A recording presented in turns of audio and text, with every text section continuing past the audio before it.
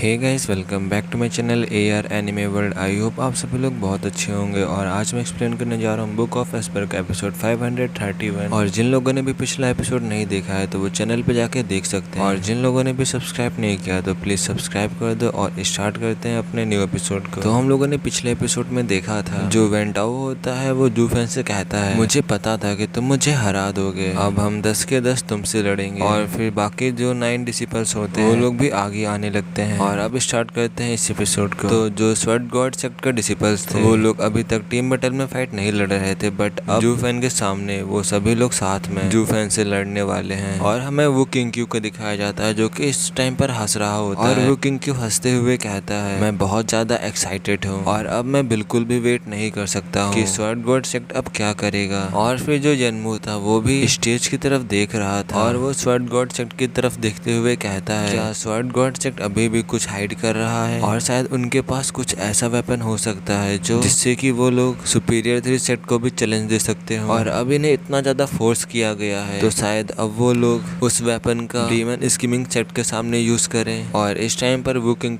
भी ऐसा ही सोच रहा था। और फिर तभी एकदम से जो स्वर्ड गॉड सेट के डिसिपल्स होते हैं, 9 के 9 डिसिपल्स वेंटाओ के पीछे आ चुके थे वेंटाओ को सपोर्ट देने के लिए। और वो सभी लोग जूफेन की तरफ देख रहे थे और उनको देखने से ऐसा लग रहा था वो लोग जूफेन से फाइट करना चाहते हैं। और उन सब लोगों ने भी देखा था कि जूफेन क्या कर सकता है।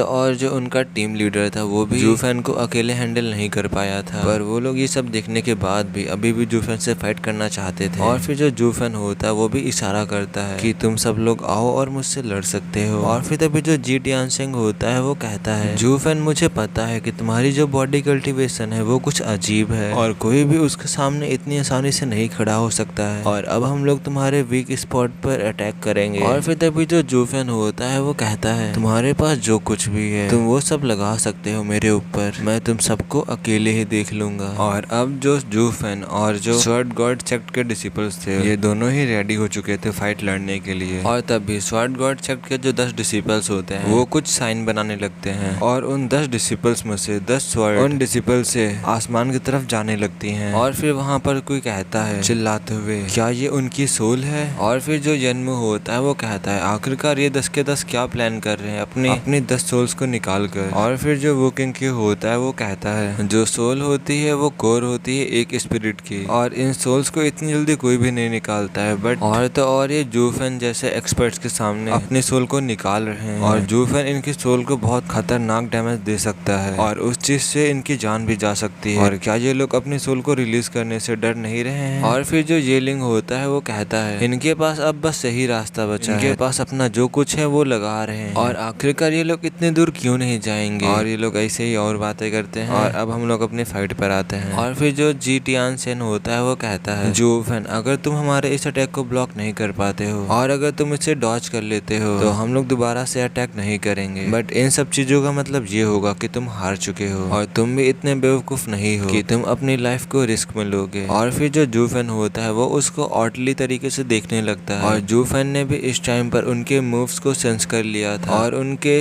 अटैक से वर्ल्ड भी हिलने लगा था। बट तभी कोई कहता है, हे एक मिनट, आखिरकार कौन अपनी लाइफ को रिस्क में ले रहा है? और तुम लोगों ने यहाँ पर अपने सोल और हर एक चीज को दांव पर लगा दिया और क्या तुम लोग इतने कॉन्फिडेंट हो कि मैं तुम लोगों की सोल को 1 by 1 प्लग नहीं कर पाऊंगा? और फिर तभी जो वेंटाओ होता है वो जूफेन से कहता है, ब्रदर जूफेन, जो जी टियानसेन है वो झूठ नहीं कह रहा है, कुछ टाइम बाद आपको भी मालूम चल जाएगा और जो ये वाली स्ट्राइक होगी ये तुम्हें बहुत ज्यादा ही हर्ट करेगी, सबसे ज्यादा हर्ट करेगी। और वेंटाओ भी अपना खुद का साइन बनाता है और चिल्लाता है, harmony of soul sword gather. और उसके पीछे जो 9 डिसिपल्स खड़े होते हैं वो भी साथ में चिल्लाते हैं। और फिर तभी जो 10 स्वॉर्ड्स होते हैं वो आसपास आ जाते हैं और उनके सेंटर में एक स्ट्रॉन्ग पावर गैदर होने लगती है और एक सिंपल स्ट्रिंग के जैसे, और वो सभी स्वॉर्ड सोल आपस में एक साथ लिंक होने लगती हैं। और फिर वेंटाओ एक बार फिर से चिल्लाता है और फिर वहाँ पर एक बहुत ज्यादा ही रोशनी आती है और उस रोशनी से पूरा स्काई चमक उठा था। और जब एक बार लाइट पास होती है तो वहाँ पर जितने भी लोग होते हैं सब शॉक हो जाते हैं और वहाँ पर एक स्वॉर्ड को छोड़ के जो 9 स्वॉर्ड्स होती हैं वो आसमान में चली जाती हैं। और जो वो स्वॉर्ड सोल थी वो हर एक मोशन में इनक्रेडिबल पावर को रिलीज कर रही थी। और तभी जो एक्साइल्ड बाय मी होते हैं वो चिल्लाते हुए कहते हैं, क्या ये सोल हार्मनी है? इनकी हर एक सोल जो है वो डिफरेंट है और म्यूचुअली एक्सक्लूसिव है। और एक्साइल्ड बाय मी कहता है, 3 तीन सोल को मर्ज करना ये बहुत ज्यादा मुश्किल की बात होती है और बहुत ज्यादा रेयर होता है, बट स्वर्ड गॉड सेक्ट ने 10 स्वर्ड सोल को लिंक करना मैनेज कर लिया है और ये एक मिरेकल के जैसे है। और जो एक्साइल्ड हाई रेन थे वो भी इस समय बहुत ज्यादा ही अमेज्ड थे।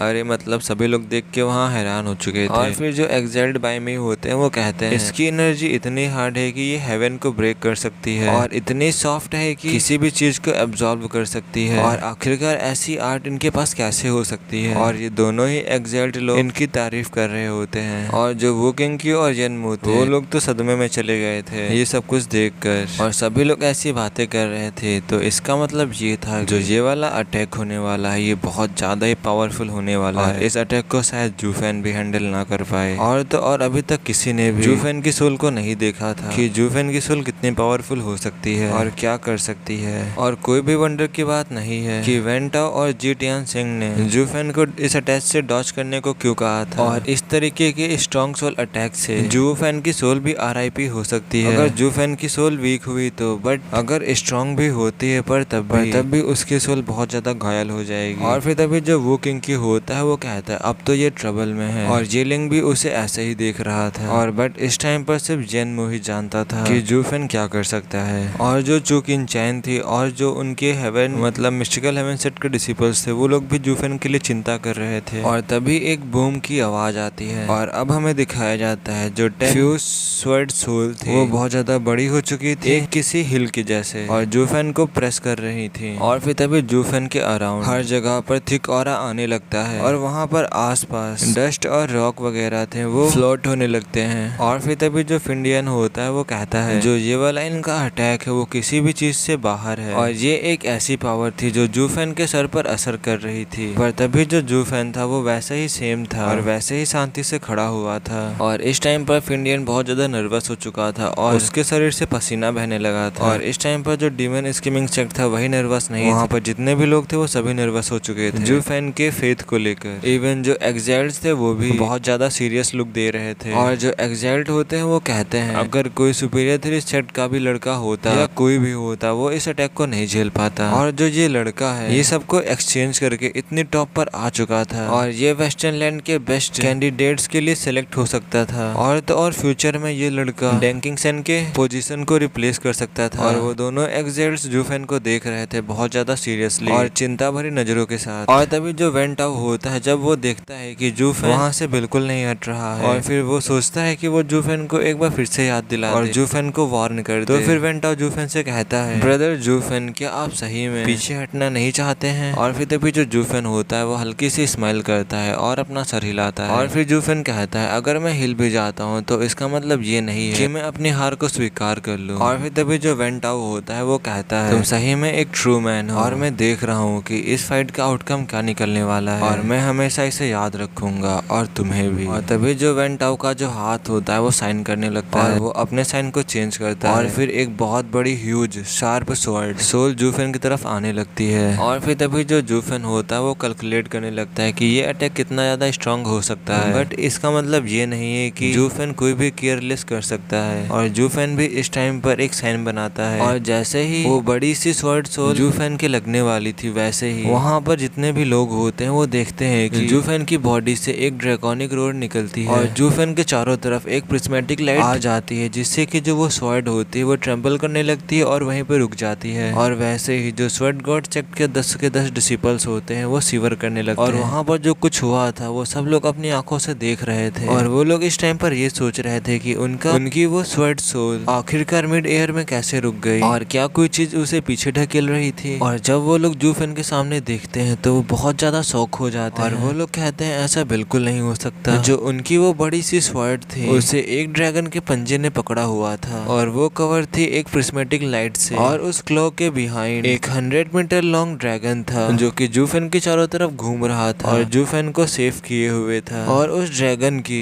पियर्सिंग और ओवरवेलमिंग आई को देखकर वहाँ पर जितने भी लोग थे सभी लोग हैरान हो चुके थे। और फिर तभी जो वो किंग होता है वो कहता है ये तो, और ये कहकर वो रुक जाता है। और जो ये वाला एपिसोड यहीं पे खत्म होता है और अब आज कोई भी एपिसोड नहीं आएगा क्योंकि मुझे भी इस वीडियो को बनाते हुए रात के 3 बज चुके हैं और मुझे सुबह 9 बजे उठना भी है और फिर मैं रात को उधर आऊंगा 9 बजे, तो फिर कल बिल्कुल भी वीडियो नहीं बना पाऊंगा। तो फिर आई होप तुम लोग समझोगे। और मैं 2 वीडियो देखो अपलोड कर चुका हूँ। तो फिर अब मिलते हैं नेक्स्ट एपिसोड में, तब तक के लिए बाय बाय।